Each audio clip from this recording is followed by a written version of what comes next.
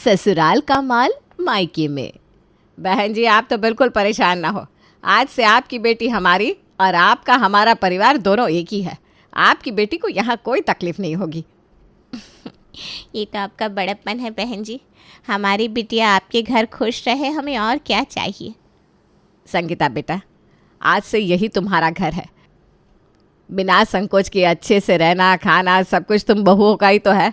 हमें तो अब बुढ़ापा आ गया है, हम बस अब 4 दिन के मेहमान हैं।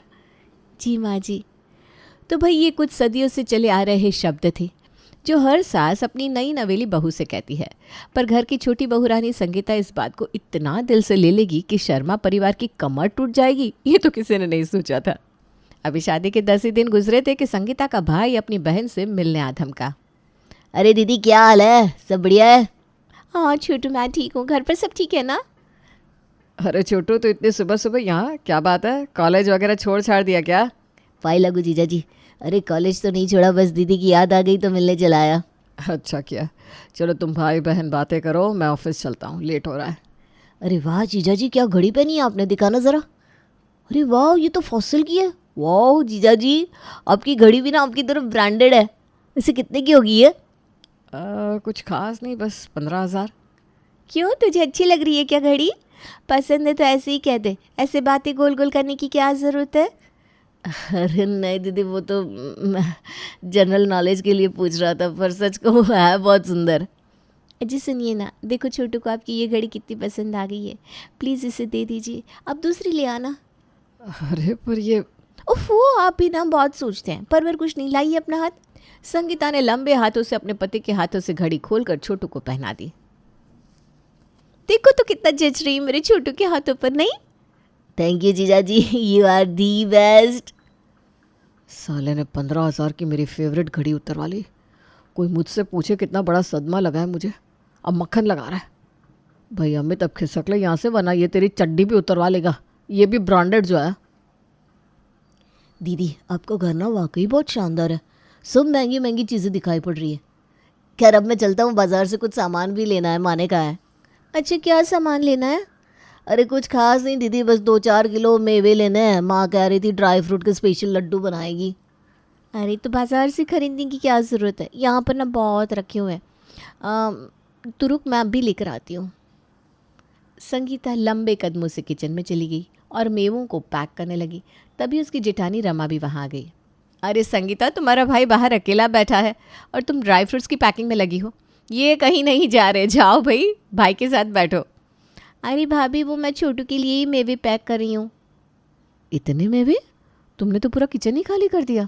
बुरा ना मानना, लेकिन अगर तुम्हारा भाई इतने मेवे खाएगा ना तो पूरा दिन नंबर 2 में ही दौड़ेगा। नहीं भाभी, ये मेवे तो मैं अपने मायके भेज रही हूँ, वो क्या है ना, माँ कुछ लड्डू बनाएगी तो इसलिए। अरे तो मेवे बाज़ार से खरीद सकती है ना? वही तो, छोटू तो बाज़ार से ही खरीदने जा रहा था, पर मैंने कहा मैं घर से दे देती हूँ। देखिए ना भाभी कितने सारे बेवजह सड़ेंगे। हे भगवान, सोने के भाव के मेवे ये अपने मायके भेज रही हैं। अभी अभी इससे देवर जी की 15,000 की घड़ी अपने भाई को दे दी और अब मेवे। इसे मना भी नहीं कर सकती, नई नई घर आई है, पर माँ जी से इसके बारे में बताना ही पड़ेगा। रमा किचन से निकलकर सास के पास जाती है। माँ जी वैसे कहना तो नहीं चाहिए था, पर फिर भी आपसे एक बात कहना चाहती हूँ। अरे बोल ना बहू, क्या बात है? माँ जी संगीता का भाई आया था। संगीता ने पहले तो उसे देवर जी की 15,000 की घड़ी दे दी, फिर किचन से करीब 4 किलो मेवे दे दिए। माँ जी सच कहूँ तो मुझे ये बिल्कुल अच्छा नहीं लगा। अरे इतनी सी बात, दे दी घड़ी और मेवे तो कोई बात नहीं, वो भी तो हमारे अपने हैं। माँ जी आप समझ नहीं रही है, ये सामान हमारे घर के आदमियों की मेहनत की कमाई का है, ऐसे कैसे? अरे बहू मैं समझती हूँ, तू इस घर की बड़ी बहू है और तू जिम्मेदार है, इसलिए तुझे चिंता है घर की। कोई बात नहीं, जाने दे, जा एक कप चाय बना कर ला, बड़ा मन कर रहा है तेरे हाथ की अदरक इलायची की चाय पीने की। सास ने रमा की बात को बहुत हल्के में लिया और उसे चाय बनाने भेज दिया, पर रमा का मन कहीं और तो चित्त कहीं और। अगले दिन किचन में कुछ ऐसा हुआ जिससे रमा के तो होश ही उड़ गए। रमा सब्जी काट रही थी, तभी डिलीवरी बॉय आता है। भाभी जी ये डिब्बा कहाँ रखना है? कौन सा डिब्बा? अरे वही जो संगीता भाभी ने मायके भेजने के लिए दिया था। अरे वाह, अब तो घर की रसोई भी ट्रांसपोर्ट कंपनी बन गई है। संगीता क्या है ये सब, इस डिब्बे में क्या है? अरे भाभी वो कुछ खास नहीं है, बस कुछ दाल चावल है। वो क्या ना शादी में बहुत बच गए थे तो मैंने सोचा आखिर अपना घर ही तो है, वहाँ भी भेज देती हूँ, काम आ जाएगा, वरना यहाँ पड़े पड़े सड़ी जाएगा ना। हे भगवान, ये तो वंदे भारत जैसी सुपर फास्ट ट्रेन से भी तेज़ निकली। अब घर का राशन भी मायके भेज रही है और हम हाथ पर हाथ धरे बैठे हैं। ये तो बहुत जल्दी पूरे घर को ठन ठन गोपाल बना देगी, इसे रोकना पड़ेगा।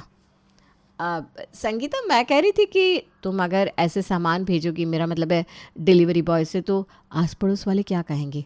जब जाओ तब कार से ले जाना ना। हाँ भाभी बात तो आपकी सही है, पर मैं तो 4 महीने बाद जाऊँगी, जब तक तो ये सब सड़ जाएगा, है ना माँ जी? हाँ हाँ बिल्कुल, संगीता बहू बिल्कुल ठीक कह रही है रमा। वैसे भी राशन सड़े उससे अच्छा है कि काम में आ जाए। अरे संगीता, कहीं सूखा राशन भी भला सड़ता है क्या? पर भाभी धूल और कीड़े तो लग जाते हैं ना। कीड़े तेरी अक्ल में लग चुके हैं बेवकूफ़, जो अपने घर का सामान मायके भेज रही है। हर बार की तरह इस बार भी सास का सपोर्ट होने के कारण रमा संगीता से कुछ कह ना पाई, पर उसके मन में अब संगीता के लिए काफ़ी नाराज़गी थी। अब पानी सर से ऊपर जा रहा है, मुझे संगीता को साफ साफ शब्दों में समझाना ही पड़ेगा। रमा, संगीता यहाँ तो आओ। जी माँ जी। जी माँ जी। ये लो पैसे बहू, और तुम दोनों बाजार चली जाओ, होली का त्यौहार आने वाला है, दोनों अपने लिए एक एक जोड़ी कान का झुमका और कपड़े ले आओ। अरे वाह माँ जी, थैंक यू, आप सच में ना बहुत अच्छी हैं। मैंने कल ही इंटरनेट पर एक बड़ी मस्त डिज़ाइन देखी थी। तो फिर जाओ और वही ले लो बहुरिया, तुम दोनों की खुशी ही मेरी खुशी है। और हाँ, ये 40,000 रुपये अलग है, इनका राशन भरवा लेना। मैंने देखा आज रसोई में काफ़ी डिब्बे खाली पड़े थे। हाँ, आजकल हमारे घर में अमीरों को दान देना कुछ ज़्यादा ही बढ़ गया है ना। राशन के डिब्बे तो खाली होने ही है माँ जी। अब कहना क्या चाहती हैं भाभी, साफ साफ कह दीजिए, वही ज़्यादा अच्छा रहेगा। अरे वो कुछ नहीं कहना चाहती बहू, ऐसे ही बात कर रही थी। अब तुम दोनों जाओ, बहुत सारा सामान खरीदना है ना। तो भाई इस तरह रमा और संगीता सुनार की दुकान पर पहुंच गई। रमा आज बहुत खुश थी क्योंकि वो काफ़ी दिन बाद कुछ सोने का सामान खरीदने जा रही थी, पर उसे क्या पता यहाँ भी एक नया तमाशा होने वाला था। अरे संगीता, तुमने ये 3 कान के झुमके क्यों पसंद कर लिए? इतने पैसे में तो 2 ही मिलेंगे। भाभी 3 भी मिल सकते हैं, देखिए हमारे पास 85,000 रुपये है। मैं सोच रही थी हम दोनों के लिए 4-4 ग्राम का ले लेते हैं, और ये 2.5 ग्राम का छोटा सा झुमका मेरी बहन रागो के लिए ले रही हूँ। वो क्या है ना दीदी, अगले महीने उसका जन्मदिन है, तो मैं सोच रही हूँ उसे तोहफे में दे दूँ। क्या? हाँ भाभी। हे भगवान, घर के राशन पानी तक तो ठीक था, पर ये तो घर के जेवर भी मायके भेजने की तैयारी में है। ये तो हमारा घर ही खाली कर देगी। अजीब आफत है। नहीं संगीता, माँ जी ने ये पैसे हमारे लिए दिए हैं, ऐसे तो हमारे झुमके हल्के मिलेंगे। तू एक काम कर, बहन के लिए बाद में ले लेना। अरे भाभी रोज़ रोज़ बाजार आना कहाँ होता है भला, ले लेती हूँ ना, बस 16,000 का तो है। रमा का संगीता की बहन के लिए झुमके लेने का बिल्कुल भी मन नहीं था, पर उसने दुकान पर तमाशा करना ठीक ना लगा और इसलिए वो चाह कर भी कुछ ना बोल पाई। तो भाई इस तरह संगीता ने इस बार भी अपने मन की ही कर ली। चलो कपड़े और झुमके तो हो गए, अब राशन निकलवा लेते हैं। हाँ भाभी।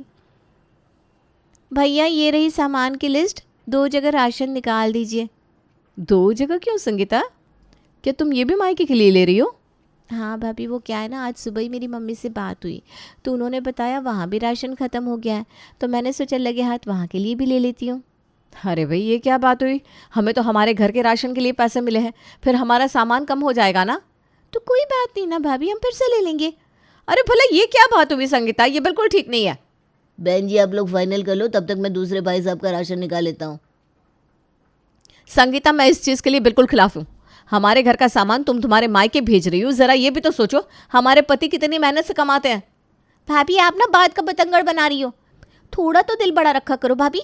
वैसे भी मेरा मायका भी तो मेरा ही घर है, माँ जी भी तो कह रही थी दोनों घर एक है।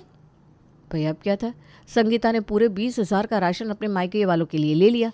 रमा काफ़ी गुस्से में थी, पर वो चाहकर भी कुछ नहीं कर पा रही थी क्योंकि सास जो अपनी लाडली बहू के सपोर्ट में थी। ये क्या है संगीता, अपने घर का हर सामान मायके भेज देती है, ये कोई बात हुई? बेचारे मेरे पति दिन रात आंखें फोड़ फोड़ के कमा रहे हैं और ये सब अपने मायके भेज रही है।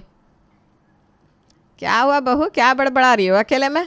माँ जी आपकी छोटी बहू तो ससुराल को गोदाम समझकर खाली करने में लगी है। अरे माँ जी अपने घर वालों की मदद करना गलत थोड़ी ना है। हाँ लेकिन जब अपना ही घर खाली होने लगे तो मदद नहीं मूर्खता कहलाती है। अरे ऐसा कुछ नहीं है रमा, तू बेवजह परेशान हो रही है। चल मेरे लिए अपने हाथ की अदरक इलायची वाली चाय बना कर ला, साथ में पीते हैं। इतना कहकर सासू माँ तो चलती बनी। बेचारी रमा, उसे तो समझ में ही नहीं आ रहा था कि वो ये सब कैसे रोके। क्या बात है भाभी, किस सोच में डूबी हुई हो और कुछ परेशान भी लग रही हो? बात क्या है? देवर जी, आपको दिख नहीं रहा घर में क्या हो रहा है? चाहे आपका लैपटॉप हो या घर का राशन, संगीता सब अपने मायके भेज देती है। आप उसे मना क्यों नहीं करते? भाभी मैं तो उसे समझा समझा कर थक गया, पर वो है कि मानती ही नहीं। आप ही समझा कर देख लीजिए। देवर जी, 1500 रुपये की चीज़ की तो कोई बात नहीं, पर सोना चांदी राशन तो बहुत ज़्यादा हो गया। मोहल्ले में हमारी थू थू मच रही है, वो अलग। अब मैं क्या बताऊं भाभी, संगीता ने मेरे लेंस काट के नए चश्मे और 2 घड़ियां छोटू को दे दी, और तो और मैंने उसके लिए नया मोबाइल फ़ोन लिया था, वो भी उसने अपने भाई को दे दिया। समस्या तो वाकई बहुत गंभीर है। लगता है अब मुझे भी अपने मायके वालों को प्यार भेजना पड़ेगा। एक हफ्ते बाद रमा भी अपने मायके के लिए सामान पैक कर रही थी। अरे भाभी, ये क्या हो रहा है? कुछ नहीं, मैं भी अपने मायके थोड़ा प्यार भेज रही हूँ। माँ को कुछ कपड़े, भाभी को कुछ किराने का सामान और दीदी के लिए सूखे मेवे, अचार और घी। लेकिन भाभी, इतना सामान, ये तो बहुत है। इतना तो हमारे घर 6 महीने चले। अरे तो क्या हुआ, हम और ले आएंगे। हमारे घर कौन से पैसों की कमी है। और वैसे भी जब तू भेज सकती है तो मैं क्यों नहीं? आखिर मेरा मायका भी तो मेरा ही घर है। हाँ भाभी, पर ये 10 किलो घी तो कल ही अमित लाए थे, और ये शहद भी। वही तो, तुमने जो उस दिन माइक्रोवेव अपने मायके भिजवाया था ना, वो मेरे पति लाए थे। तो मैंने सोचा आज देवर जी का लाया सामान मैं भेज दूँ अपने मायके, तुझे भी अच्छा लगे ना। जिठानी रमा के जवाब से संगीता की तो बोलती बंद हो गई। हाय राम, ये भाभी तो घर का सारा सामान अपने मायके भेज रही है। कहीं ऐसा ना हो कि ये घर भी अपने मायके वालों के नाम कर दे। इस तरफ जिठानी रमा भी घर का हर सामान अपने मायके भेजने लगी। पर एक दिन तो हद हो गई। अरे भाभी, ये क्या हो रहा है? इतनी सारी चीज़ें। अरे बस थोड़ी सी चीज़ें, घर के चम्मच, थाली, कुकर, टीवी, एसी। हाँ, और कुछ महंगे तोहफे और गहने भी है। गहने? कौन से गहने दिखाइए तो? अरे देख ना। अरे भाभी, ये तो वही गहने जो मेरे मायके से आपकी और माँ जी के लिए आए थे। आप उन्हें अपने मायके कैसे दे सकती हैं? बिल्कुल वैसे ही देवरानी जी, जैसे आपने अपनी बहन को कान के झुमके दे दिए थे। लेकिन भाभी, ये कुछ ज़्यादा है। नहीं नहीं देवरानी जी, बिल्कुल भी ज़्यादा नहीं है। अरे मायके से प्यार करना तो मैंने आपसे सीखा है। जब आप सब भेज सकती है तो मैं भी तो भेज सकती हूँ ना। दरअसल वो क्या है ना, लोहा ही लोहे को काटता है। जेठानी का ताना सुन के संगीता अच्छी तरह समझ गई थी कि वो ये सब क्यों बोल रही है। उसे सबसे बड़ा दुख तो इस बात का था कि उसके मायके का सामान भी अब जेठानी के मायके जा रहा है। बेटा, जेठानी हो तेरी मैं, तो डाल डाल तो मैं पात पात। भाभी, एक बात बताऊँ ना, लगता है शायद मुझसे गलती हो गई। अब से मैं घर का सामान नहीं भेजूंगी, वरना घर ही खाली हो जाएगा। पर प्लीज़, वो आपने जो एप्पल का लैपटॉप अपने मायके भेजा है ना, वो मंगा लीजिए। हम इतने बड़ी मेहनत से लिया था। चलो, तुम्हारी अकल तो ठिकाने आ गई। और हाँ, सब सामान स्टोर रूम में है, जाओ ले लो। चलो, अब घर में शांति बनी रहेगी। अब हमारी रसोई बाजार नहीं बनेगी।